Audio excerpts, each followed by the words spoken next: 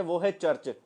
और इसको पढ़ने से पहले एक आयत मैं पढ़ने के लिए चाहता हूं। मत्ती रचित सुसमाचार 16 अध्याय उसका 18 आयत, और हिंदी और पंजाबी दोनों में साफ साफ आप पढ़ के मेरी सहायता कर सकते हैं। मत्ती रचित सुसमाचार, book of Matthew chapter 16 verse 18। मत्ती दी किताब ਉਹਦਾ 16 अध्याय और ਉਹਦਾ 18 आयत। हाँ पढ़ेंगे। और मैं भी तुझसे कहता हूँ कि तू पतरस है, हाँ। और मैं इस पत्थर पर अपनी कलीसिया बनाऊंगा, हाँ। और अधोलोक के फाटक उस पर प्रबल ना होंगे। हाँ पंजाबी च भी। ਅਤੇ ਮੈਂ ਵੀ ਤੈਨੂੰ ਆਖਦਾ ਹਾਂ, ਤੂੰ ਜੋ ਪਤਰਸ ਹੈ ਅਤੇ ਮੈਂ ਇਸ ਪੱਥਰ ਉੱਤੇ ਆਪਣੀ ਕਲੀਸਿਆ ਬਣਾਵਾਂਗਾ, ਅਤੇ ਪਤਾਲ ਦੇ ਫਾਟਕਾਂ ਦਾ ਉਹਦੇ ਉੱਤੇ ਕੁਝ ਵੀ ਵਸ ਨਾ ਚੱਲੇਗਾ। परमेश्वर का कलाम यहाँ पर खुदा का वचन हमें एक बात सिखाता है कि प्रभु यीशु मसीह जिन दिनों में सेवकाई कर रहे थे, प्रभु यीशु मसीह ने एक भविष्यवाणी का शब्द बोला और प्रभु यीशु मसीह ने कहा कि मैं अपनी कलीसिया बनाऊंगा। सो ये जो कलीसिया है, हम बड़ा धीरे से चलेंगे, एक एक बातों को देखते हुए हम चलेंगे। मैं अपनी कलीसिया बनाऊंगा। सो नंबर 1 पॉइंट है, हमें दिमाग में हमारे ये बात होनी चाहिए कि कलीसिया यीशु मसीह ने बनाई है, किसी पासवान में नहीं बनाई है। जब हम चर्च में जाते हैं तो हम यीशु मसीह के पास जाते हैं, वहां पर हमें यीशु मसीह की उपस्थिति आती है, परमेश्वर से हमारा मेल मिलाप होता है। फिर वो किस प्रकार होता है हम आगे आगे वचन में से सीखते चले जाएंगे। और खुदा का वचन कहता है भविष्यवाणी के साथ ये कलीसिया का आरंभ खुदावन यीशु मसीह ने किया था। और किस लिए किया था, क्यों हमें चर्च जाना है, उस बातों को देखेंगे हम। वहां पर एक बात और हमें देखने के लिए मिलती है, और अधोलोक और फाटक, जो अधोलोक के फाटक हैं उस पर प्रबल ना होंगे। सो कलीसिया इसलिए बनाई गई थी। नंबर 1 जो उसका सबसे पहला कलीसिया का जो पॉइंट है, जो कलीसिया में क्यों जाना है, आप लोग उद्धार को प्राप्त करें। जो पाप अदन की वाटिका में हो गया था, जिस पाप के कारण मनुष्य परमेश्वर से दूर हो गया था और पाप के अधीन हो गया था, और पाप का स्वभाव परमेश्वर का जो स्वभाव था हट करके पाप का स्वभाव जो मनुष्य के अंदर आ गया था, उस पाप के स्वभाव से हटने के लिए, उस पाप से उद्धार प्राप्त करने के लिए, क्योंकि मनुष्य परमेश्वर से दूर हो गया था, सो यीशु मसीह ने क्या है, इस भविष्यवाणी के शब्द के द्वारा कलीसिया को स्थापित किया। तो उद्धार प्राप्त करने के लिए हमें कलीसिया में जाना है। आज लोगों को पर्पस मालूम नहीं है कलीसिया में क्यों जाना है। हमें कलीसिया में जब भी जाना है चंगाई के लिए नहीं जाना है, बरकत के लिए नहीं जाना। नंबर 1 जो है कि बहुत लोग चंगाई के लिए जाते हैं, शिफा पाने के लिए जाते हैं। हमें यीशु मसीह ने कलीसिया चंगाई देने के लिए नहीं बनाई थी, लेकिन चंगाई क्यों होती है, क्यों यीशु मसीह करता है, मैं धीरे धीरे आपके साथ ये बातें करूंगा, क्योंकि चंगाई भी होना जरूरी है। यीशु मसीह कहता है अगर मैं चमत्कार ना करूं, मैं आश्चर्य कर्म यदि ना करूं, तो तुम मेरा यकीन ना करोगे। इसलिए आश्चर्य कर्म होते हैं, मिरेकल्स होते हैं, साइन एंड वंडर्स होते हैं, अद्भुत काम होते हैं चर्च में, लेकिन वो पर्पस नहीं है। पर्पस क्या है, यहां पर लिखा है अधोलोक के फाटक उस पर प्रबल ना होंगे। यानी कि जो पाप हमने किया था उसका जो दंड हमें मिलना था, जो दंड मृत्यु था शरीर और आत्मा में, उस दंड से बचने के लिए परमेश्वर ने कलीसिया बनाई है। और उस कलीसिया में सबसे पहले हम चंगाई के लिए नहीं जाना, नंबर 2 ब्लेसिंग के लिए नहीं जाना। बहुत लोग आशीष के लिए जाते हैं। जब आशीष के लिए जाते हैं, जब यीशु मसीह के पीछे चलते हैं, साल 2 साल 3 साल 4 साल, जिस प्रकार से उन्हें आशीष मिलनी चाहिए, जिस प्रकार से उनके काम बढ़ने चाहिए, वो नहीं होते, तो फिर वो इंसान निराश हो जाता है। इसलिए चर्च का ये विषय परमेश्वर ने मेरे मन में डाला कि मैं चर्च के विषय में आप लोगों से बातें करूं कि चर्च क्या है। उन बातों को हमने सीखना है। चर्च उद्धार का स्थान है, जहां पर हमने मुक्ति को प्राप्त करना है, जहां पर हमने उस पाप से छुटकारा प्राप्त करना है। अलग अलग पॉइंट के द्वारा हम चर्च को सीखेंगे। नंबर 1 जो पॉइंट है, हम देखेंगे कि चर्च क्या है और चर्च क्या नहीं है। नंबर 1 जो पॉइंट है, चर्च क्या है और चर्च क्या नहीं है। नंबर 2 जो पॉइंट है, चर्च क्यों है। नंबर 3 जो पॉइंट है, चर्च क्यों जाना है। एक बार फिर से मैं रिपीट करूंगा, चर्च क्या है और चर्च क्या नहीं है। चर्च क्यों जाना है, नंबर 2 जो पॉइंट है। नंबर 3 है नंबर 2 है चर्च क्यों जाना है। नंबर 3 है चर्च क्यों जाना है।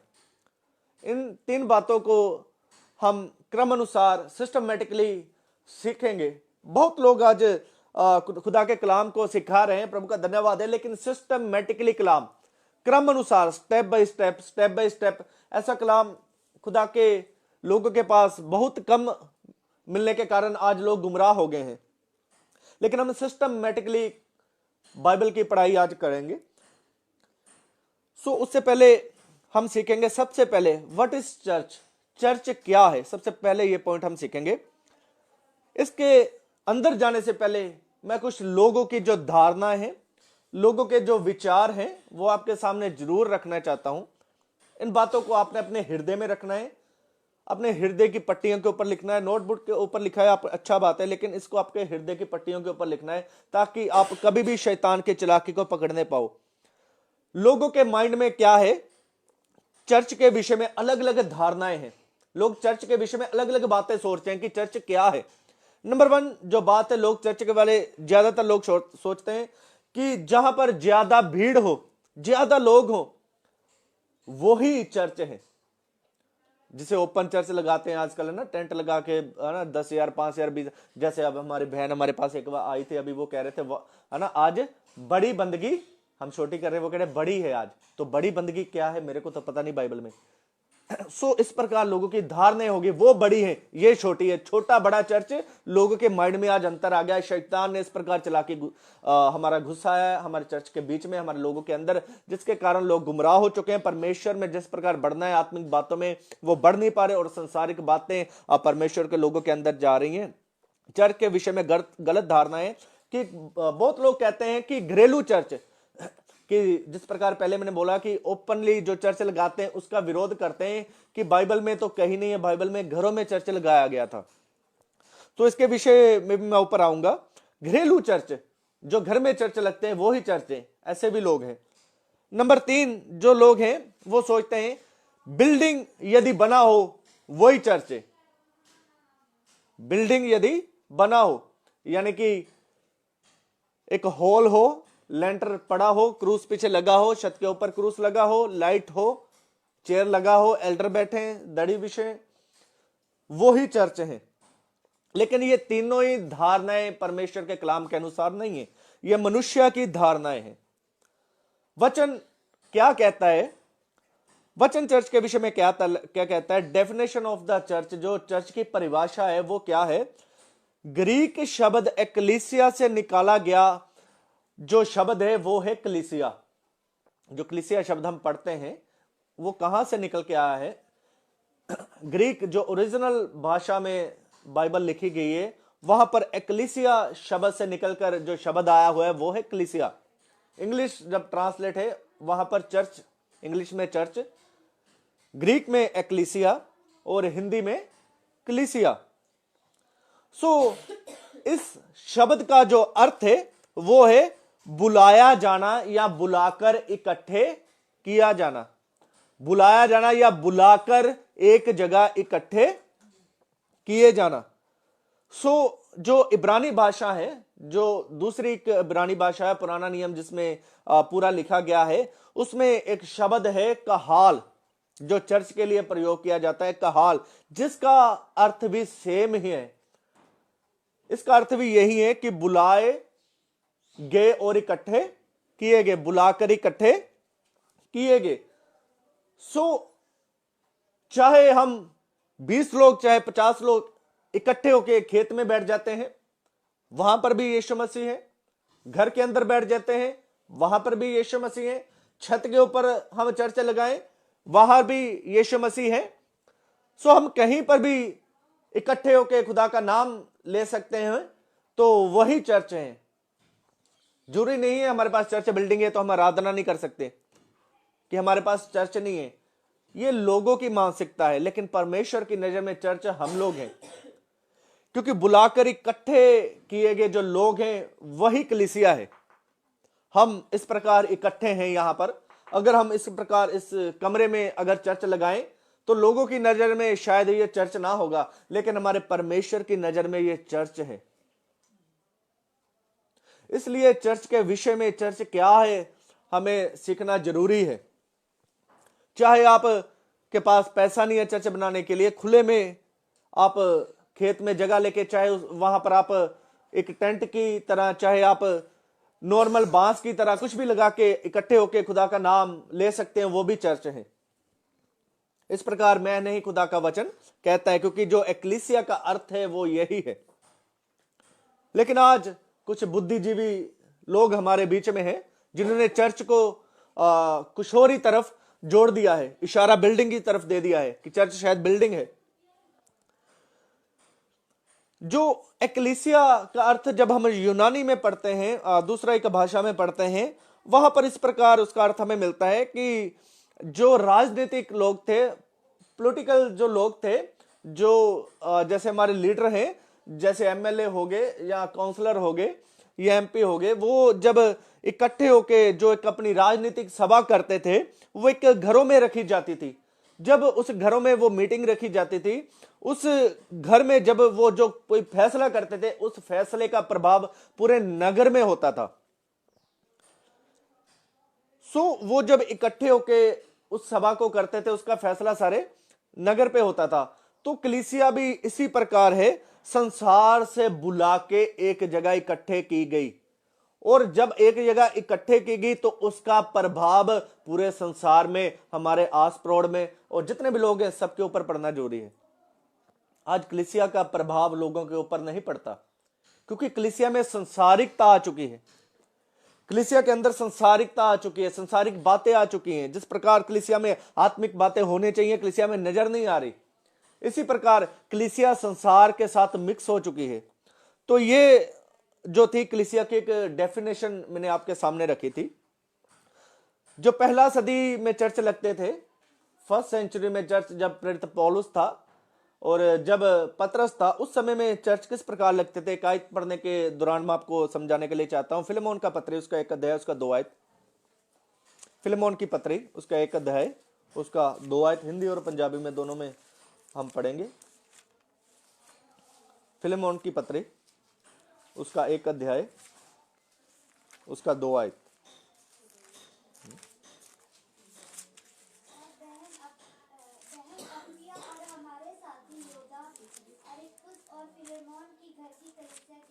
हाँ, पंजाबी में पढ़ो। ਅਤੇ ਸਾਡੀ ਭੈਣ ਅਫੀਆ ਨੂੰ ਅਤੇ ਸਾਡੇ ਸੰਗੀ ਸਿਪਾਹੀ ਅਫੀਪੁਸ ਨੂੰ ਅਤੇ ਉਸ ਕਲੀਸਿਆ ਨੂੰ ਜੋ ਤੇਰੇ ਘਰ ਵਿੱਚ ਹੈ।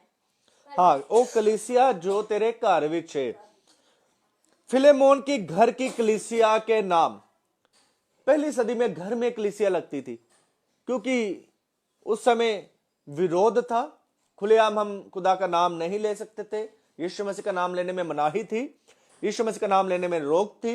लोग यीशु मसीह का नाम लेने से रोमी लोग रोकते थे, मारते थे और दंड के योग्य उसे ठहराते थे।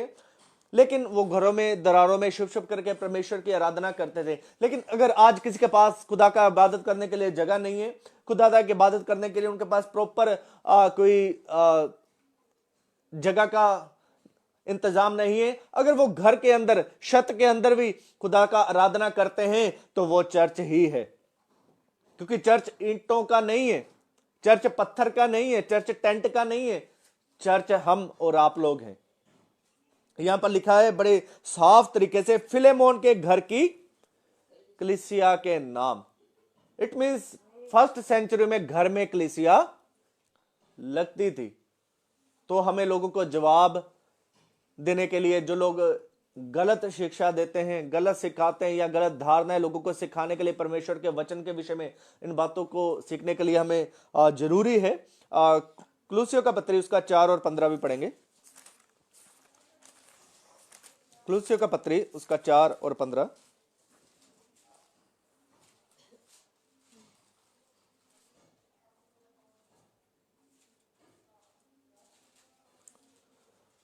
हाँ, पढ़े।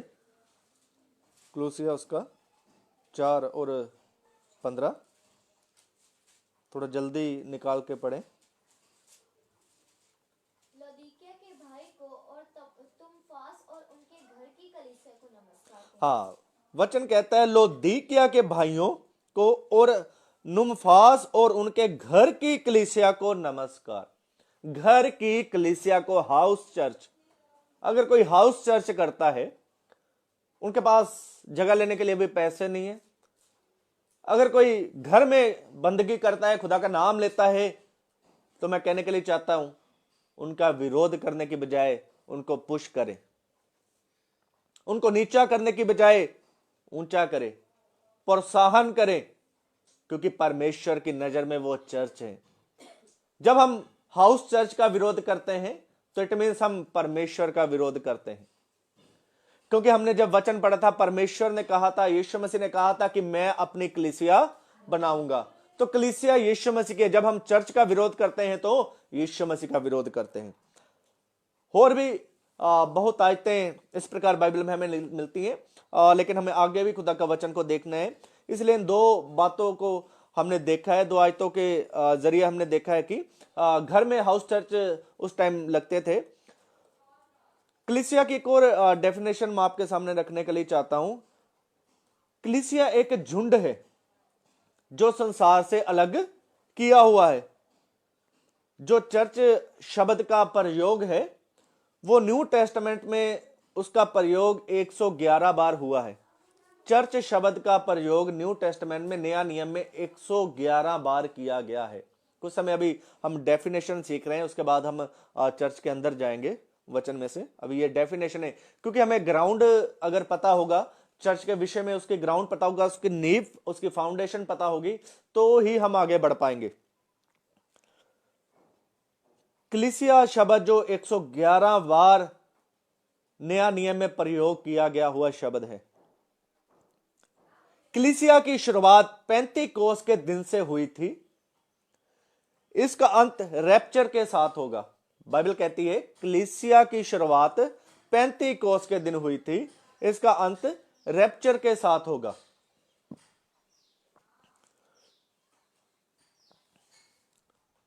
और ये एक कलीसिया की डेफिनेशन थी, कलीसिया की परिभाषा थी। अब हम कलीसिया के अंदर जाएंगे और खुदा के वचन में से सीखेंगे। सबसे नंबर 1 जो पॉइंट है, चर्च क्या है, उसमें हम एक बात देखेंगे। चर्च के प्रतीक, चर्च के प्रतीक, किन किन बातों को चर्च दर्शाता है। दूसरी भाषा में हम बोले तो किन किन बातों को चर्च दर्शाता है। नंबर 1 जो पॉइंट है, चर्च के प्रतीक। चर्च के प्रतीक क्या है?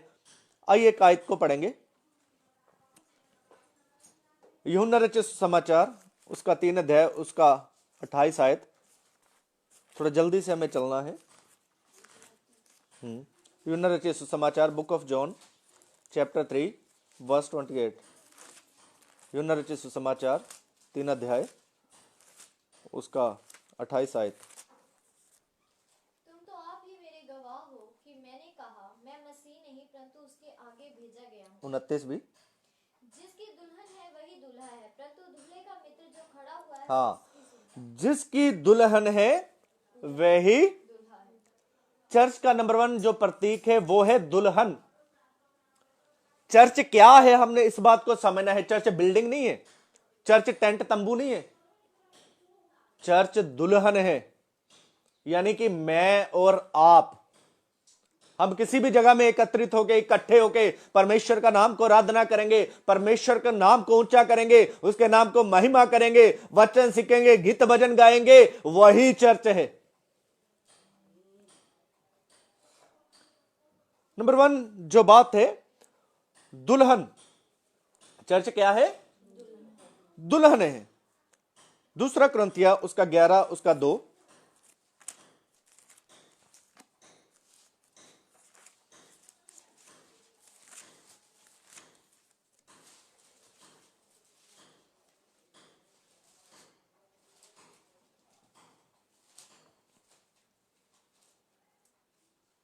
हाँ पढ़े।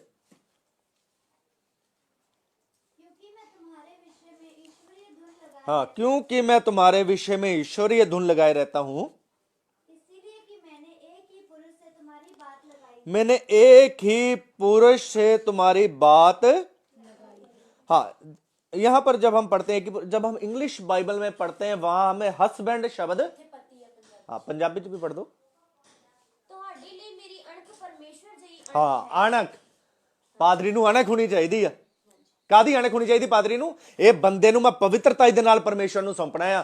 ਕਿੱਦਾਂ ਪਾਪ ਇਹਦੇ ਅੰਦਰ ਆ, ਪਾਦਰੀ ਚ ਅਣਖ ਹੋਣੀ ਚਾਹੀਦੀ ਆ। ਅੱਗੇ ਉਹ ਆਪਣਾ ਵਿਸ਼ੇ ਨਹੀਂ। ਜੋ ਮੈਂ ਇੱਕੋ ਹੀ ਪਤੀ ਨਾਲ ਤੁਹਾਡੀ ਕੁੜਮਾਈ ਕੀਤੀ, ਹਾਂ, ਭਾਈ ਤੁਹਾਨੂੰ ਪਾਪ ਤੋਂ एक वांगू हाँ, मसीह दे पाक कुंवारी वांगू पवित्र कुमारी के समान मसीह को सौंप दूं।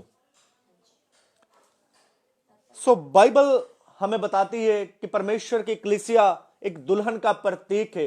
यदि हम दुल्हन हैं तो हमारा पति कौन है? तो आपको अपने पति के विषय में कैसे चलने चाहिए?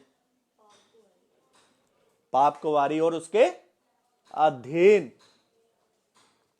पढ़े अफिसियो उसका 5 उसका 25, अफिसियो उसका 5:25। हाँ, 25 और 27 तक। हे पतियों, अपनी अपनी पत्नी से प्रेम रखो, जैसा मसीह ने भी कलीसिया से प्रेम करके अपने आप को उसके लिए दे दिया, हाँ कि उसको वचन के द्वारा जल के स्नान से शुद्ध करके पवित्र बनाए, हाँ और उसे एक ऐसी तेजस्वी कलीसिया बनाकर अपने पास खड़ी करे, जिसमें ना कलंक, ना झुर्री, ना कोई ऐसी वस्तु हो, वरन पवित्र और निर्दोष हो। हाँ, इसके साथ 32 भी पढ़े। ये भेद तो बड़ा हाँ, ये भेद तो प्रेरित पौलुस जो बात यहां पर करता है पति पत्नी के विषय में, नीचे जाके प्रेरित पौलुस हमें कुछ बात बताता है। ये भेद तो बड़ा है। हाँ पर मैं यहाँ मसीह और कलीसिया के विषय में कहता हूँ। हाँ, मसीह और कलीसिया के विषय में कहता हूं। सो पति पत्नी को प्रभु का वचन कलीसिया के साथ कंपैरिजन करता है, कलीसिया के साथ हमें जोड़ के सिखाता है। तो यदि कलीसिया के साथ जोड़ के सिखाता है तो हम कौन हैं? जरा बोल के बताएं, हम सब कौन हैं? हम सब बोले, हम कौन हैं? बोले जरा हम। आपका दूल्हा कौन है? आपका दूल्हा कौन है? यीशु मसीह। यदि आपका दूल्हा यीशु मसीह है तो बाइबल कहती है आपको किस प्रकार कलीसिया में चलना है, उसके अधीन रह के। अपने हे पत्नियों, अपने अपने पति के अधीन रहो। सो हमारा पति यीशु मसीह है, हमें यीशु मसीह के अधीन रहना है। अगर बाइबल कोई भी बात हमें कहती है, क्योंकि हमारे पति ने हमें इंस्ट्रक्शन दिए हैं। आइए पढ़िए बुक ऑफ मैथ्यू, मत्ती की किताब, मत्ती रचित सुसमाचार, उसका 28 और उसका 19 और 20 आयत को पढ़ेंगे। हमारा पति हमारे विषय में क्या बातें कहता है, हमारा पति किस प्रकार हमें चलने के लिए कहता है, हमारा पति हमें क्या आज्ञाएं देता है। हमें अपने पति की बातों को देखने के लिए हम चाहते हैं। इसीलिए तुम जाओ, हाँ सब जाति के लोगों को चेला बनाओ, हाँ और उन्हें पिता और पुत्र और पवित्र आत्मा के नाम से बपतिस्मा दो, हाँ और उन्हें सब बातें जो मैंने तुम्हें आज्ञा दी है हाँ मानना सिखाओ, हाँ और देखो मैं जगत के अंत तक सदा तुम्हारे संग रहूंगा। हाँ, पंजाबी में पढ़ दीजिए। ਇਸ ਲਈ ਤੁਸੀਂ ਜਾ ਕੇ ਸਾਰੀਆਂ ਕੌਮਾਂ ਨੂੰ ਚੇਲੇ ਬਣਾਓ हाँ ਅਤੇ ਤੁਸੀਂ ਉਹਨਾਂ ਨੂੰ ਪਿਤਾ ਅਤੇ ਪੁੱਤਰ ਅਤੇ ਪਵਿੱਤਰ ਆਤਮਾ ਦੇ ਨਾਮ ਨਾਲ ਬਪਤਿਸਮਾ ਦਿਓ हाँ ਔਰ ਉਹਨਾਂ ਨੂੰ ਸਿਖਾਓ ਭਈ ਉਹਨਾਂ ਸਾਰੀਆਂ ਗੱਲਾਂ ਦੀ ਪਾਲਣਾ ਕਰਨ ਹਾਂ। ਜਿਨ੍ਹਾਂ ਦਾ ਮੈਂ ਤੁਹਾਨੂੰ ਹੁਕਮ ਦਿੱਤਾ ਹਾਂ। ਅਤੇ ਵੇਖੋ ਮੈਂ जग दे अंत तिकर हर देखिए, हमारा पति यहां पर हमें क्या बात सिखाता है। हमारा पति जब जीवित हो गया और तब उन्होंने एक बात, हमारे पति ने हमें इंस्ट्रक्शन दिए अपना दुल्हन को, सब बातें जो आज्ञा मैंने तुम्हें दी है वो हमें सीखना है। यीशु मसीह की आज्ञाओं को हमें, एक पत्नी होने के नाते हमारा पति ने जो आज्ञाएं हमें दी हैं, इस धरती पर रहते हुए अपने आप को हमारे पति के लिए हमें तैयार, क्योंकि हमारी एंगेजमेंट हमारा पति के साथ हो चुकी है, हमारा मंगनी हो चुकी है, अभी शादी हुई नहीं है। शादी कब होगी? जब हम उठाए जाएंगे। जिसका जो उठाया गया, इट मीन्स वो पत्नी के रूप में शामिल। इसलिए यीशु मसीह ने 10 कुंवारियों के एक उदाहरण हमें दिया है, 5 मूर्ख और 5 बुद्धिमान। हमें उस कुंवारियों की नाई बनना है जिसकी एंगेजमेंट हो चुकी है, अपने पति की प्रतीक्षा कर रहे हैं। आज मार्च चल रहा है, हमारा अप्रैल में शादी है, हमें पूरा मार्च अपने पति का इंतजार करना है। 1 मार्च हमारी शादी है, तो हमारी शादी की जो डेट है वो यीशु मसीह ने क्या है, थोड़ा हाइड की हुई है। इसलिए यीशु मसीह ने डेट को हाइड किया है। और लेकिन हमारा पति ने मैंने बोला है तुम अपने आप को तैयार करो, मैं तुम्हें लेने के लिए, और रैप्चर के साथ हमारा दूल्हा आएगा। इसीलिए बाइबल कहती है 35 के दिन कलीसिया का आरंभ हुआ और रैप्चर के साथ अंत होगा। तो बाइबल हमें बताती है कि चर्च क्या है, एक बिल्डिंग नहीं है। चर्च क्या है? बहुत बड़ा 5000 लोग वहां पर बैठ के, वो चर्च नहीं है। चर्च क्या है? बाइबल बताती है चर्च दुल्हन है। जहां 2 या 3 जन मेरे नाम से इकट्ठे होते मैं उनके मध्य में। क्या बड़ी मीटिंग में जब 10,000 लोग हों वहीं परमेश्वर उपस्थित होता है? देखो, अलग अलग वरदान है, अलग अलग सामर्थ्य के काम है, परमेश्वर अलग अलग तरीके से सबको यूज करता है। लेकिन चर्च में हमें क्यों जाना है? हमने सीखा है चर्च में हमें उद्धार प्राप्त करने के लिए जाना है, आशीष के लिए। बाइबल चर्च को मना करता है कि चर्च आशीष के लिए नहीं बनाया गया, चर्च हीलिंग के लिए नहीं बनाया था। यीशु मसीह ने बोला था, क्या बोला था जब हमने पढ़ा मत्ती रचित सुसमाचार में, कि मैं अपनी कलीसिया बनाऊंगा, मृत्यु और अधोलोक के फाटक उस पर। यानी कि तुम्हें उद्धार देने के लिए परमेश्वर ने कलीसिया को स्थापित किया। कलीसिया में हमें इसलिए जाना कि हमें उद्धार मिले, जो पाप का स्वभाव हमारे अंदर आ चुका था। क्योंकि रोमियो की पत्री कहती है सबने पाप किया है और सब लोग परमेश्वर की महिमा से रहित हैं। सो प्रकाशित वाक्य किताब उसका 19 अध्याय उसका 7 आयत को भी पढ़ेंगे। हम देख रहे हैं चर्च के प्रतीक, उसमें से नंबर 1 जो बात हम देख रहे हैं, दुल्हन। हाँ, आओ हम आनंदित और मगन हों और उसकी स्तुति करें, क्योंकि मेमने का विवाह आ पहुंचा है और उसकी दुल्हन ने अपने आप को तैयार कर लिया। हाँ, पंजाबी च भी पढ़ो इनू। आओ ਅਸੀਂ ਆਨੰਦ ਕਰੀਏ हाँ। ਅਤੇ ਨਿਹਾਲ ਹੋਈਏ आओ ਅਸੀਂ आनंद करिए। ਤੇ ਨਿਹਾਲ ਹੋਈਏ। हाँ, आनंद दे नाल जाना है, खुशी नाल चर्च च जाना है। दुखी होके नहीं जाना, मजबूरी नाल नहीं। दुखी होके हमें चर्च में नहीं जाना, निराशा के साथ चर्च में नहीं जाना, आनंद के साथ जाना है। क्यों जाना आनंद के साथ? ਅਤੇ ਉਹਦੀ ਵਡਿਆਈ ਕਰੀਏ। हाँ। ਲੇਲੇ ਦਾ ਵਿਆਹ ਜੋ ਆ ਗਿਆ ਹੈ हाँ, आपकी शादी होने जा रही है। आगे, ਅਤੇ ਉਹਦੀ ਲਾੜੀ ਨੇ ਆਪਣੇ ਆਪ ਨੂੰ ਤਿਆਰ ਕਰ हाँ, ਉਹਦੀ लाड़ी ने अपने आप ਨੂੰ तैयार किया है। उसकी दुल्हन ने अपने आप को, ਤਿਆਰ ਕਰ ਲਿਆ। पास्टर आपको तैयार नहीं कर सकता, टीबी जोशु आपको तैयार नहीं कर सकता, बैनी हिन आपको तैयार नहीं कर सकता, मैं आपको तैयार नहीं कर सकता। बाइबल क्या कहते हैं यहां पर? दुल्हन ने अपने आप को ਤਿਆਰ ਕਰ ਲਿਆ। मैंने आज आपको वचन सिखा दिया है, तैयार आपको खुद होना है। मैंने आपको वचन बता दिया है, तैयार आपको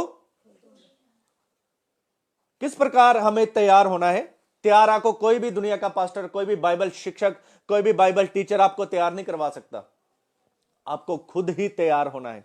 जब हम दुल्हन बनते हैं, जो लेडीज है बहनें, उनको तो पता है, वो उनको तैयार भी करते हैं, लेकिन वो फिर भी कमियां निकालती है ना, यहां से अच्छा नहीं, ये ड्रेस नहीं अच्छा है, फिर भी अपना, है ना, खुद तैयार करवाती है सब कुछ अपना। तो हमें भी अपनी कमियां खुद ही निकालनी पड़ेगी। जैसे भी हमें चलना है, कोई भी निराशा हमारे अंदर है, कोई भी दुनिया की बात हमारे अंदर है, कोई भी रिश्तेदारी की बात हमारे अंदर है, कोई भी संसार की बातें हमारे अंदर है, वो हमें खुद ही दूर करनी है। जब हम इफिसियों का पत्र उसका 5 अध्याय पढ़ते हैं, उसका 27 में लिखा है, जब हमने पहले भी स्वायत को पढ़ा है कि और उसे एक ऐसी तेजस्वी कलीसिया बनाकर अपने पास खड़ी करें, जिसमें ना कलंक, ना झुर्री, ना कोई और ऐसी वस्तु हो, वरन पवित्र और निर्दोष हो। बाइबल कहती है कलीसिया कैसी होनी चाहिए, एक दुल्हन कैसी होनी चाहिए? तेजस्वी। पंजाबी चौधरी की शब्द है तेजस्वीली, है ਧਧਕਦੀ ਅੱਗ ਦੇ ਸਮਾਨ ਹੈ। तेजस्वी मतलब पवित्रता दे विच अग दे समान। तेजस्वी कलीसिया है जो हमें बनना है, यानी कि हमें हर एक पर्सन को, एक एक व्यक्ति को खुद आग में भरना है, खुद आग में चलना है। क्योंकि पवित्र आत्मा किसका प्रतीक है? आग का। यदि पवित्र आत्मा के अंदर है तो आग भी आपके अंदर होगी, फायर भी आपके अंदर होगी। जब आग आपके अंदर होगी तो आपकी कमियों को वो जला डालेगी।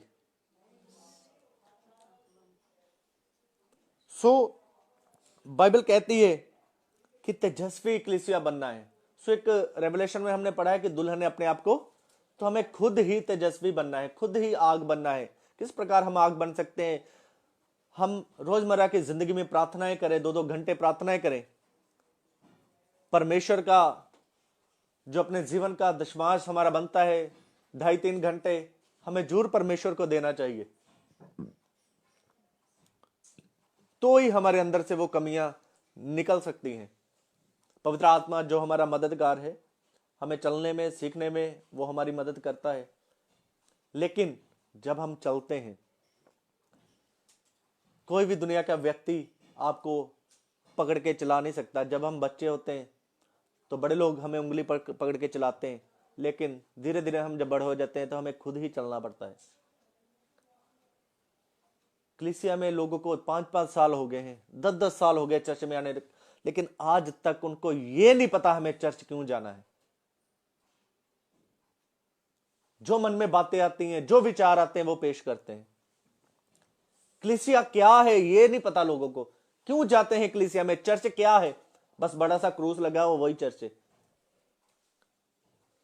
चर्च एक दुल्हन है और अपने पति के लिए हमें तैयार होना है, निष्कलंक। वहां पर जिसमें कलंक ना हो। कलंक क्या होता है? लिखा ना, ये व्यक्ति कलंकित है, मतलब उसके ऊपर कोई दोष है।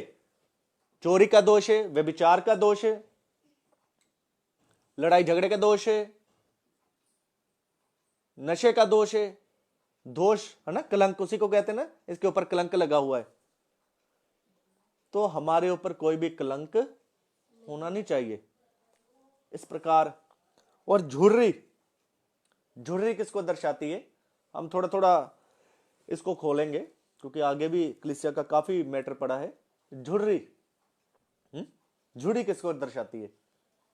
बाइबल, मैंने पहले भी आपको लास्ट संडे भी बताया था, बाइबल 4 प्रकार के व्यक्तियों को हमें बताती है। नंबर 1, जब व्यक्ति जन्म लेता है तो वो किसकी लालसा करता है? दूध की। उसे दूध ही पिला सकते हैं। दूध किस बात को दर्शाता है? बाइबल की लाइट शिक्षाओं को। प्रार्थना करो, बपतिस्मा लो, है ना, उपवास करो, चर्च जाओ, वर्शिप करो। ये 4-5 बातें हैं दूध में आती हैं। लेकिन लोगों को 15-15 साल हो गए, आज भी आराधना ही है मन में। प्रेरित पौलुस कहता है, आइए उस आयत को हम पढ़ने के लिए चाहते हैं। इब्रानियों का पत्री,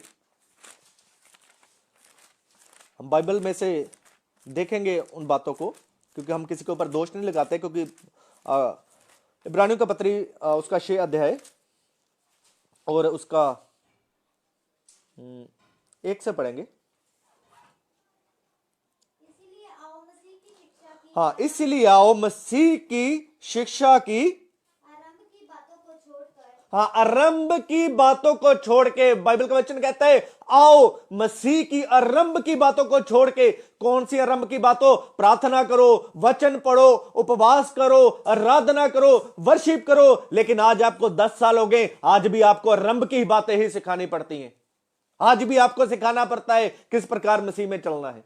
आज भी आपके अंदर नफरत है, आज भी आपके अंदर जय मसीह के बुलाने का मन नहीं है, आज भी आपके अंदर ईर्ष्या है, आपकी आज के अंदर द्वेष है।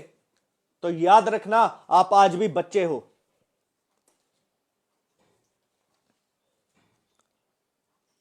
हम सिद्धता की ओर आगे बढ़ते, आगे बढ़ो। और मरे हुए कामों से मन फिरा, हाँ, मरे हुए कामों, जिन्हां गल्लां दा कोई फायदा ही नहीं है, जिन्हां गल्लां नाल साडी आत्मिक उन्नति नहीं होनी, जिन बातों का कोई फायदा ही नहीं है, जिन बातों की हमारी आत्मिक उन्नति नहीं होनी।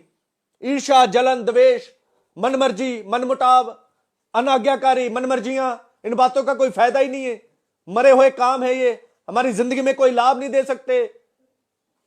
आगे, और परमेश्वर पर विश्वास करने, हाँ, परमेश्वर, तो ये भी देखो खुदा का वचन क्या कहता है, कितनी छोटी बात है परमेश्वर पर विश्वास करना।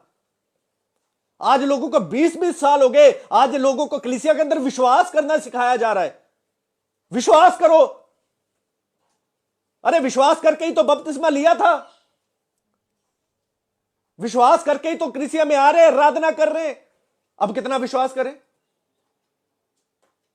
विश्वास करो फिर हीलिंग होगी आपकी भी। आपका वरदान क्या काम कर रहा है फिर? विश्वास करके एक व्यक्ति ने बपतिस्मा लिया था ना, यीशु मसीह के पीछे उद्धार करता चल के अस्वीकार किया था, विश्वास करके। लिखा है मुंह से अंगीकार और विश्वास से, मन के विश्वास से हम परमेश्वर को उद्धार करता जानते हैं। अब कौन सा विश्वास करें हम अपनी चंगाई को प्राप्त करने के लिए, अपनी हीलिंग को लेने के लिए? अब कौन सा विश्वास करें हम अपनी ब्लेसिंग को लेने के लिए? अब कौन सा विश्वास करें भाई हम?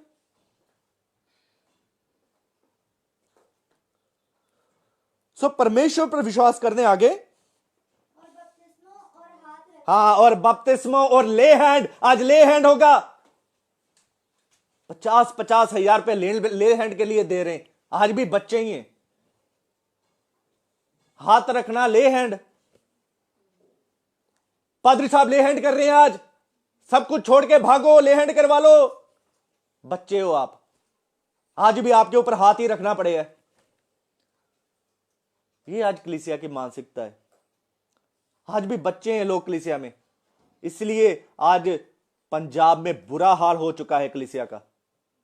बेदारी बहुत है, चंगाइयां बहुत है, सामर्थ्य के काम बहुत है। हम सामर्थ्य का विरोध नहीं करते, चंगाई का विरोध नहीं करते। आप लोग जानते हो खुदा हमारे पास भी करते हैं, सबको अलग अलग तोड़ा है, खुदा ने दिया है। हमारा भी जो लिंक है खुदा के अच्छे सेवकों से, जिन्हें खुदा यूज करता है।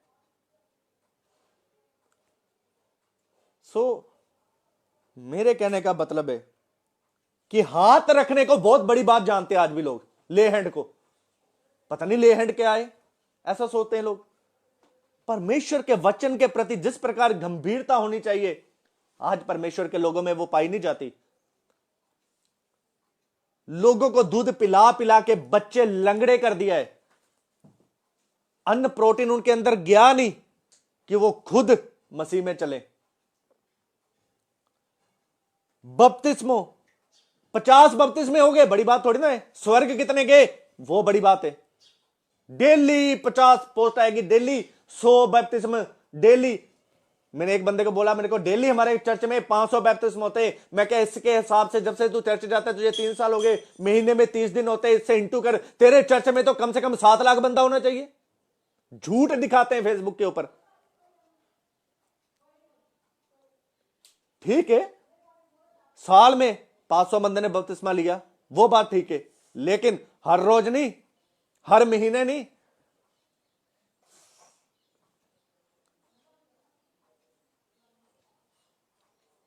आगे पढ़े। और मरे हुओं के जी उठने। हाँ, मुर्दा जिंदा हो गया, हालेलुया, चक लो मोढे ते। की कह रहा है परमेश्वर का वचन? दोबारा बोलो जरा, सारे मिलके बोलो। मुर्दियां दे जी उठन सिੱਖਿਆ। हाँ, पढ़ो पढ़ो पढ़ो। मरे हुओं के जी उठने और हाँ। अंतिम न्याय की शिक्षा रूपी नींव फिर से न डाले। हाँ, फिर से ना डाले। ਇਹ ਸਭ ਗੱਲਾਂ ਤੁਹਾਨੂੰ ਫਿਰ ਸਿਖਾਣੀਆਂ ਪਏਗੀਆਂ। ਬਾਈਬਲ ਕਹਿੰਦੇ ਇਹਨਾਂ ਗੱਲਾਂ ਤਾਂ बहुत ਪੁਰਾਣੀਆਂ ਆ, ਇਹਨਾਂ ਨੂੰ ਛੱਡ के, इस बातों को छोड़ के बाइबल कहती है इसलिए आओ मसीह की आरंभ की शिक्षा। केड़ी कौन कौन सी आरंभ की शिक्षा है?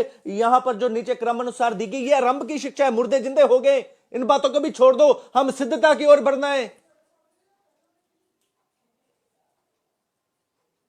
उस चर्च में मुर्दा जिंदा हो गया, भाई हो गया तो कर दिया यीशु मसीह ने, कोई बड़ी बात है?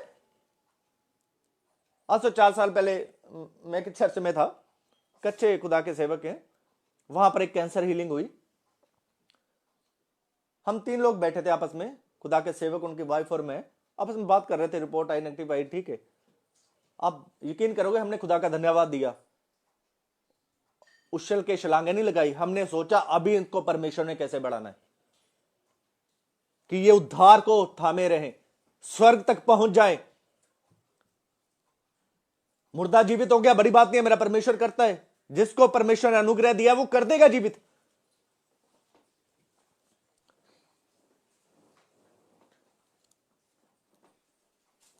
बाइबल क्या कहती है? ये बच्चों वाली बातें हैं। जो दूध पीते आज लोग, मैंने कहने का मतलब है, जो लोग 20-20 साल हो गए, 15-15 साल, वो दूध ही पी रहे हैं। जिस प्रकार परमेश्वर में बढ़ना चाहिए, बढ़ना नहीं चाहिए उनको। 7 साल हो गए मसीह में,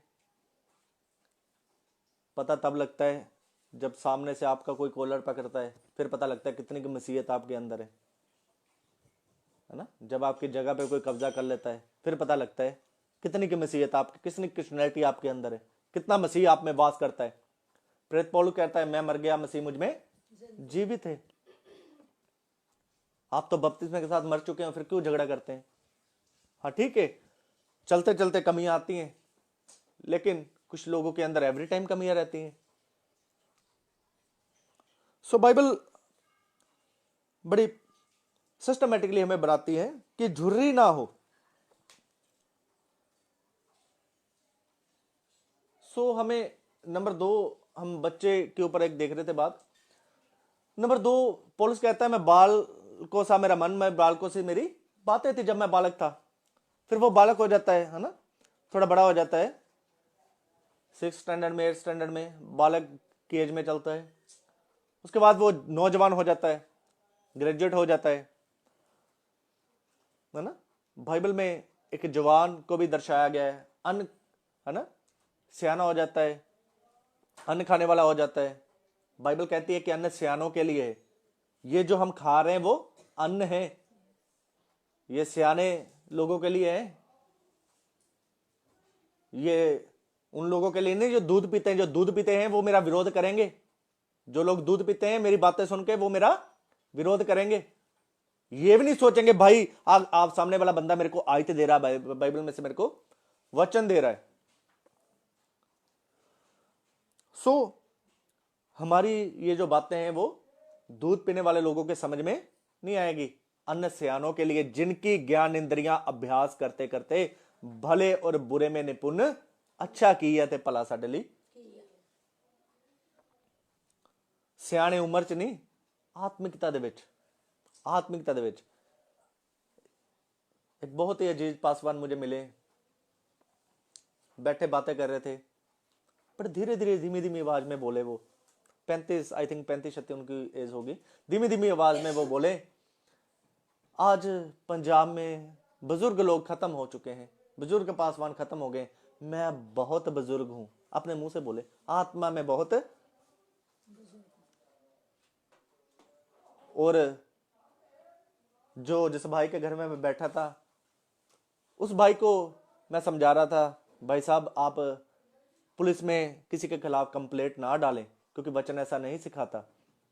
हम मसीह लोग हैं, क्षमा प्राप्त, हमें क्षमा करना चाहिए, माफ करना चाहिए, प्रेम करना चाहिए, आप कंप्लेंट ना करें। और वो बुजुर्ग लोग उसकी कंप्लेंट लिख रहे थे। तो मैं आपसे पूछने के लिए चाहता हूं, क्या वो बुजुर्ग था? अपने मुंह से बोलने से कोई बुजुर्ग नहीं बन जाता। बुजुर्ग वो है जो परमेश्वर के वचन में निपुण है। सो नंबर 4 जो बाइबल बताती है कि बुजुर्ग भी हैं। सो झुर्री ना हो हमारे अंदर, और ऐसी वस्तु वर्ण पवित्र और निर्दोष हो। कोई भी ऐसी वस्तु जिससे हम अपवित्रता की ओर जाते हैं। बहुत बार मैं आपको एक बात बताने के लिए चाहता हूं, बहुत बार हम ऐसा सोचते हैं, बाइबल कहती है कि व्यभिचार का एक पाप बताती है। न्यू टेस्टामेंट में और पुराने टेस्टामेंट में लिखा है यदि कोई व्यभिचार करे उसको पत्थर पथराव कर दिया जाए। लेकिन जब हम न्यू टेस्टामेंट में आते हैं, वहां पर यीशु मसीह कहते हैं अगर तूने मन में सोच भी लिया तो। कई बार हम पाप करते हैं लेकिन हमको पता नहीं होता। वो वस्तु जो अपवित्र करती है हमारे अंदर आ चुकी होती है। जिस प्रकार हमारी डिलीवरेंस होनी है, जिस प्रकार आत्मिक बातों में बढ़ना है, जिस प्रकार पवित्र आत्मा की आग हमारे अंदर होनी है, प्रेजेंट होनी चाहिए, वो आती नहीं है, क्योंकि हम रिलेशनशिप में नहीं है। हमारे अंदर क्या बात चल रही है कि हम रिलेशन में नहीं है। लेकिन बाइबल कहती है जिसने मन में, कई बार हम दूसरे को देख के सोच लेते हैं कि वो कितना अच्छा है, कितनी अच्छी है, तो ये भी पाप है।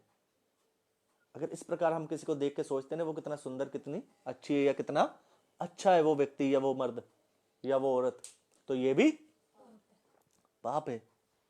हमारी आंखें, बाइबल कहती हैं, निर्मल होनी चाहिए। निर्मल है। आप मेरे सामने बैठे हो, मैं यही बात आपको देख के निर्मल कुछ आना ही चाहिए मेरे दिमाग में, बस यही है कि मेरी बहनें और माताएं हैं, इनको मैंने परमेश्वर में आगे लेके जाना है। अगर नॉन क्रिश्चियन कोई है, इनको कैसे बचाना है। दूसरी बात मेरे मन में आनी नहीं चाहिए, वो सुंदर है, वो अच्छा है, वो लंबा चौड़ा है, वो अच्छी है, ये बातें हमारे मन में नहीं आनी चाहिए। ये हमारी आत्मिक बातों को रोकती हैं। सो हम देख रहे हैं चर्च के जो प्रतीक हैं वो क्या है? दुल्हन है। प्रकाशित वाक्य की किताब 21 अध्याय उसका 2 आयत पढ़ेंगे। चर्च के जो प्रतीक हैं 21 और 2, हमने देखा है कि दुल्हन क्या है, अपने आप को तैयार करती है। इसलिए उस बात को, हाँ, फिर मैंने पवित्र नगर नए यरूशलेम को स्वर्ग से परमेश्वर के पास से उतरते देखा। वह उस दुल्हन के समान थी जो अपने पति के लिए श्रृंगार किए हो। पंजाबी च भी पढ़ो।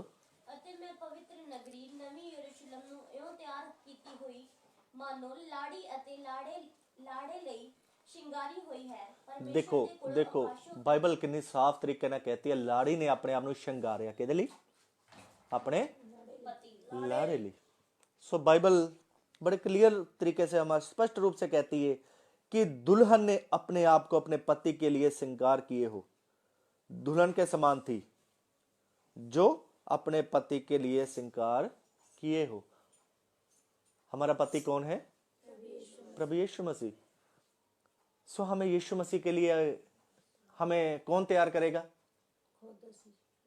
हाँ हमें खुद ही यीशु मसीह के लिए तैयार होना जब हम आप आईने के सामने जाओ तो ये ना देखना कि क्लचर अच्छा है बाल अच्छा है ये देखना मेरे अंदर कौन सी कमी है ये ना देखना कि मैं कितनी सुंदर हूं ये देखना कि मुझे कितना और वचन में बढ़ना है कितना वचन मैंने सीखा था पिछले दिनों में जो वचन मैंने सीखा था क्या उस वचन के ऊपर अब तक मैं चल रही हूं या चल रहा हूं अगर मैंने पीछे वचन जो भी सीखे आप कभी कभी आईने के सामने खड़े होकर के अपने आप को इस प्रकार जांचना मैंने अपनी एक डायरी लगाई हुई है उस डायरी में मैंने अपने आप को लिखा हुआ है उसमें सच कह रहा हूं मैंने कोई भी चीटिंग नहीं की लिखा हुआ लालसा ईर्ष्या पैसे की लालच लोभ संसार की बातें सब पे मैंने कांटा लगाया हुआ मेरे अंदर नहीं है एक बात है प्रभु से प्रार्थना भी करता हूं सो ईमानदारी से मैंने वो उसके ऊपर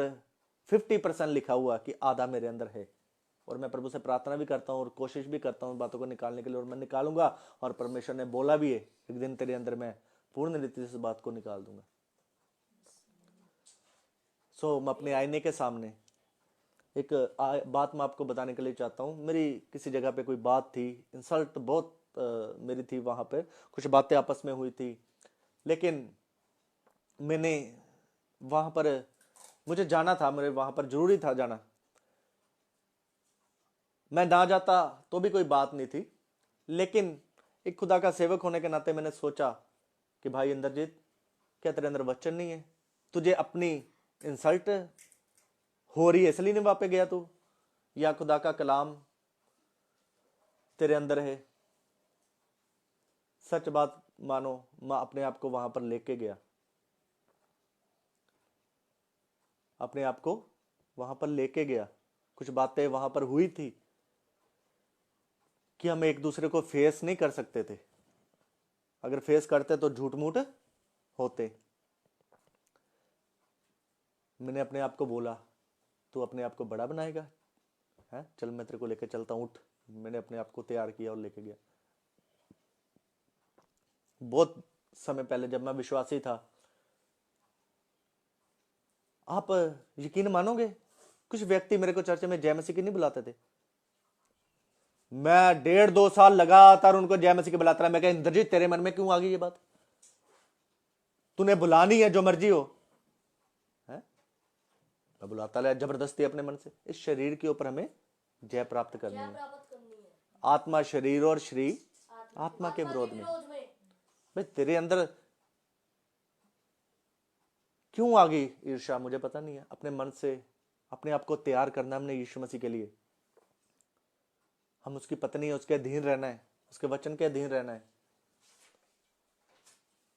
परमेश्वर के कलाम के अनुसार रहना है उसका कलाम प्रेम करने के लिए कहता है तो प्रेम करो अधीन रहने के लिए रहता है अधीन रहो आज्ञाकारिता में रहता है आज्ञाकारिता किसी भी बात के लिए हमें परमेश्वर के प्रति डेडिकेट रहना चाहिए अपनी खुदी का इनकार करके खुदी जो शब्द है वो उर्दू में है जब हम हिंदी में पढ़ते हैं वहां पर लिखा है जो अपने क्रूस को उठाकर और अपने आप का इनकार करके मेरे पीछे ना चले अपने आप का इनकार करके फिर हम यीशु मसीह के पीछे चल सकते हैं यदि हम अपने आप का इनकार नहीं करेंगे अपने आप का इनकार करना मतलब अपने खुद की रेपुटेशन का अपने सेल्फ का कई बार हमारी ईगो हर्ट होती है ना 4 बंदों के सामने पहले तो मैं वर्शिप करता था अब मेरे को पीछे बैठना पड़ता है आज के बाद वर्शिप त्याग दूंगा भाई त्याग दे किसी का क्या जाता है तू तो अपने आप को तैयार नहीं कर रहा फिर तेरी ईगो हट हो चुकी है यीशु मसीह तेरा पति नहीं है फिर वर्शिप करने से तैयार होंगे हम यीशु मसीह ने कलीसिया क्यों बनाई है कि हम लोग क्या पाए उद्धार पाए तो हमारा पति है वो बहुत लोगों की ईगो हर्ट होती है क्योंकि क्यों होती है क्योंकि उन्होंने अपने आप का इनकार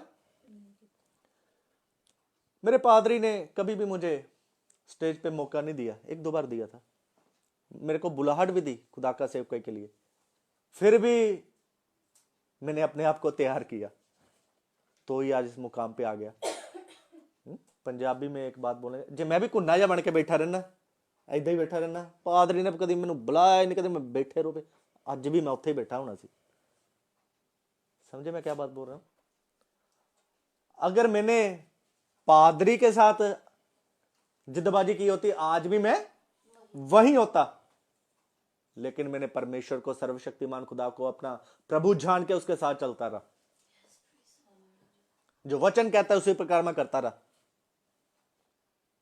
और आज परमेश्वर ने मुझे अपना एक झुंड दिया है। और कोई भी खुदा का सेवक आता है, वो गर्व के साथ बोलता है कि परमेश्वर ने तुझे चुना हुआ है। सो मेरे कहने का मतलब, अपने आप को श्रृंगारना है, हमने एक एक कमी अपने अंदर से निकालनी है, एक एक बात अपने अंदर से निकालनी है। कोई भी बात हमारे अंदर है, गुस्से की बात है, क्रोध की बात है, ईर्ष्या की बात है, अभिलाषा की बात है। बहुत लोगों अंदर से आज अभिलाषा नहीं खत्म होती, वस्त्रों की अभिलाषा, ऊंचा उठने की अभिलाषा।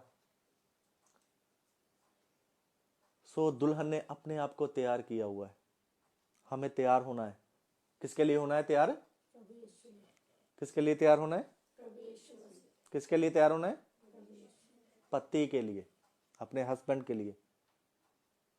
यीशु मसीह आपका हस्बैंड है, यीशु मसीह आपका हस्बैंड है, और आपको उसके लिए, आपकी एंगेजमेंट उसके साथ हुई है, आपको उसके लिए तैयार होना है। इसलिए आपको चर्च में जाना है, चर्च में जाके अपनी कमियां निकालनी है, अकेला वर्शिप करना नहीं है चर्च में। आज वर्शिप को ही नंबर पहला स्थान दिया हुआ है। चर्च क्यों बनाया गया था, जब हम सीखेंगे आगे चर्च क्यों जाना है, उसमें हम देखेंगे कि चर्च क्यों जाना, वर्शिप करने के लिए नहीं जाना, वो तो हम खुदा की प्रस्तुति करते हैं इसलिए जाना है। आज वर्शिप को इतना बड़ा कर दिया कि बहुत लोग निराश हो चुके हैं, जिनके पास इंस्ट्रूमेंट नहीं है, उनको लोगों वहां से लोग चर्च खाली करके जा रहे हैं। याद रखना, आपको कोई भी प्रतिफल नहीं मिलेगा ऐसे लोगों को। बाइबल कहती है, ये मैं नहीं है। जब चर्च क्यों जाना है, इस बात को हम सीखेंगे आगे, फिर हमें मालूम होगा। एक आयत को पढ़ेंगे 22-23, इसी का रेवलेशन से समाप्त करेंगे।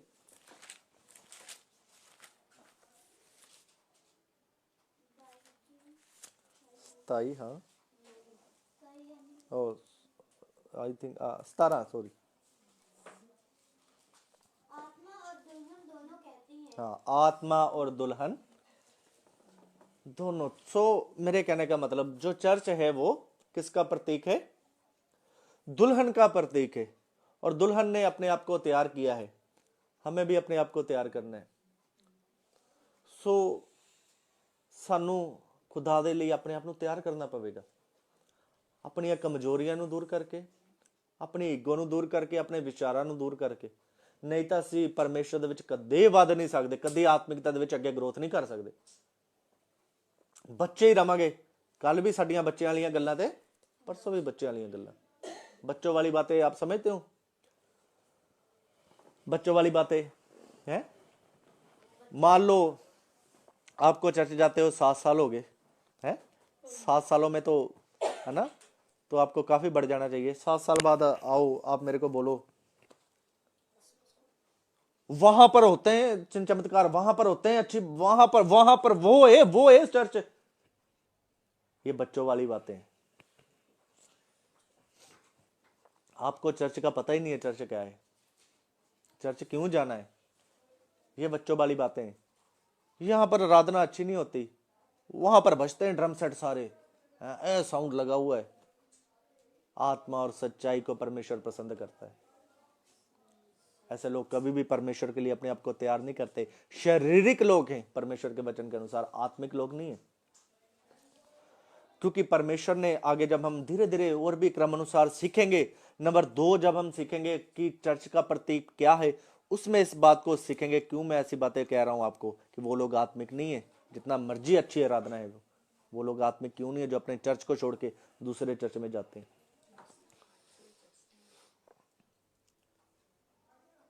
कि वहां चमत्कार होते हैं। पंजाबी च कही है, चमत्कार नू नमस्कार, चमत्कार नू ਤੇ ਉਦੋਂ ਵੀ ਤੁਹਾਨੂੰ ਦੱਸਿਆ ਸੀ ਕਿ ਚਮਤਕਾਰ ਤਾਂ ਫਿਰ ਹਰ ਜਗ੍ਹਾ ਹੁੰਦੇ ਨੇ। ਉਹ ਕੇਰਲਾ ਚੋਂ ਬੰਦਾ ਹੈ ਇੱਕ ਪੰਡਤ ਨਾ, ਉਹ ਰੱਖਦਾ ਹੱਥ ਤੇ ਕੈਂਸਰ ਗੈਪ ਹੁੰਦੇ ਨੇ ਤੇ ਹੀਲਿੰਗਾਂ ਹੁੰਦੀਆਂ ਹੈ। ਉਹ ਦਿੱਲੀ ਦੇ ਵਿੱਚ ਇੱਕ ਗੁਰਦੁਆਰਾ ਹੈ, ਉਹ ਸ਼ਰਧਾ ਚੈਨਲ ਤੇ ਦੇਖੋ, ਕੜਾਹ ਦੇ ਨਾਲ ਕੈਂਸਰ ਗੈਪ ਹੁੰਦੇ ਆ ਹੈ, ਕੋੜੀ ਸ਼ੁੱਧ ਹੁੰਦੇ ਕੜਾਹ ਦੇ ਨਾਲ। ਚਮਤਕਾਰ ਨੂੰ ਨਮਸਕਾਰ ਹੈ। ਜਿਹੋ ਜਿਹਾ ਉਹਨਾਂ ਦਾ ਬਾਬਾ ਉਹੋ ਜਿਹਾ ਸਾਡਾ ਯੀਸ਼ੂ ਬਾਬਾ। उद्धार किथे है? फिर उद्धार दियां गल्लां किथे है? सो उद्धार की बातें आज चर्च में से इसीलिए चलेगी क्योंकि लोगों को चर्च के विषय में जिस प्रकार ज्ञान होना चाहिए लोगों को ज्ञान नहीं है। चर्च क्यों परमेश्वर ने बनाया था, क्यों हमें चर्च में रहना है, इसलिए हमने चर्च के इस विषय को शुरू किया है ताकि हम परमेश्वर में दृढ़ हो जाएं, खुदा के मकसद को जान ले, खुदा के पवित्र आत्मा को पहचान ले, परमेश्वर की कलीसिया को पहचान ले और जान ले हम कौन है, अपनी वैल्यू क्या है हमारी। सो आगे हम कल फिर से देखेंगे कि चर्च का प्रतीक किन किन बातों से है। सो नंबर 1 जो बात हमने देखी दुल्हन, नंबर 2 कल बात देखेंगे कि चर्च किस बात का प्रतीक है। ये अपनी आंखों को बंद करेंगे, प्रार्थना करेंगे। थैंक यू लॉर्ड, सामर्थ्य परमेश्वर, थैंक यू लॉर्ड पिता, रिबा लबा शबा लबा रबा, थैंक यू लॉर्ड। कुछ समय मुंह खोल के प्रार्थना करेंगे। थैंक यू लॉर्ड पिता परमेश्वर, रिबा लबा रबा शबा लबा रबा लबा रबा, ओ धन्यवाद पिता, रिबा लबा रबा शम दला बेरे बेदनमा रबा लबा रबा गिदनमा, थैंक यू लॉर्ड, सामर्थ्य परमेश्वर।